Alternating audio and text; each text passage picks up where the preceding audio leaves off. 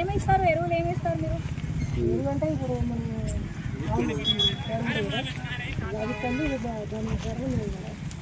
నా కోసం చెప్తున్నారా? కాపాడుకోవాలంటే మీ సొంత వనరులే మిమ్మల్ని కాపాడుతాయి ఎప్పుడైనా కానీ కూడా. అంటే ఈ కెనాల్ ఈ ప్రాజెక్టులలో నీళ్లు రావాలంటే మనకొచ్చే నీళ్లు నిజామాబాద్ నుంచి రావాలి. నిజామాబాద్కి ఎక్కడి నుంచి రావాలి? మహారాష్ట్ర నుంచి రావాలి. మహారాష్ట్రలో అధిక వర్షాలు ఉంటే అక్కడ గోదావరి నిండి వాళ్ళు వదిలేస్తే దెన్ మన గోదావరి బేసిన్లో నీళ్ళు వస్తే నిజామాబాద్, కరీంనగర్, వరంగల్ అన్నీ దాటి మనకు వస్తాయి నీళ్ళు. ఆలోచించండి. సో ఇవన్నీ చాలా పెద్ద వ్యయ ప్రయాసాలతో కూడిన పని ప్రాజెక్ట్స్ ఇవన్నీ. అలా కాకుండా మన ఊర్లో అదే వర్షం అన్ని చోట్ల పడుతుంది. ఎంత పడితే అంత, 10 సెంటీమీటర్లు పడితే 10, 50 అయితే 50, ఎంత అయితే అంత.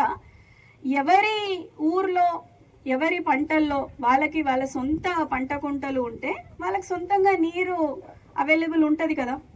సో అందుకని ఈసారి విబిజీ రామ్జీలో కూడా మేము పెద్ద ఎత్తున ఈ ఫామ్ పాండ్స్ పంట గుంటలు ఏవైతే ఉంటాయో వాటిని ఎంకరేజ్ చేస్తున్నాము.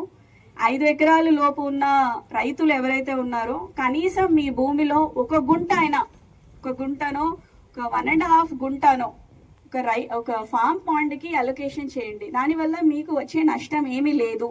మీరు దాంట్లో చేపల పెంపకం చేసుకోవచ్చు. మీకు దాంతోనే మీ భూగర్భ జలాలు పెరుగుతాయి. ఇట్లా ఎప్పుడైనా ఎమర్జెన్సీ సిచ్యువేషన్లో మీకే నీళ్లు అవైలబుల్ ఉంటాయి. సో అన్ని విధాలుగా అది మీకు ఎట్లయినా ప్రాఫిటబులే. మీకే పని దినాలు కల్పిస్తాము.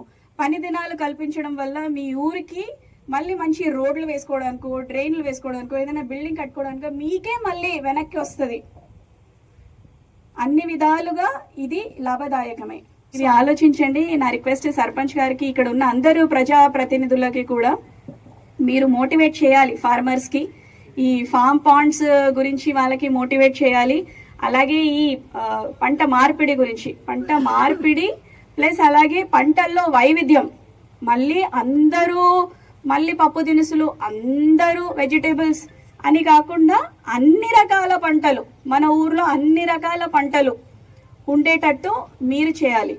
అట్లీస్ట్ అంటే నేను వచ్చి ఈ గ్రామంలో ఈ గ్రామస్తులతో రైతులతో మాట్లాడినందుకు కనీసం ఈ ఊరు సర్పంచ్ గారు ఈ ఊరినైనా ఆదర్శ గ్రామంగా తీర్చి నెక్స్ట్ టైం ఇది ఈ సీజన్ ఎండింగ్లోనో నెక్స్ట్ సీజన్లోనో మా ఊర్లో అన్ని రకాల పంటలు ఉన్నాయి అని మీరు తెచ్చి నాకు చూపిస్తారు అని నేను ఆశిస్తున్నాను. ఈ సహకారం మీ నుంచి కూడా వస్తుందని కోరుకుంటూ అందరికీ ధన్యవాదాలు.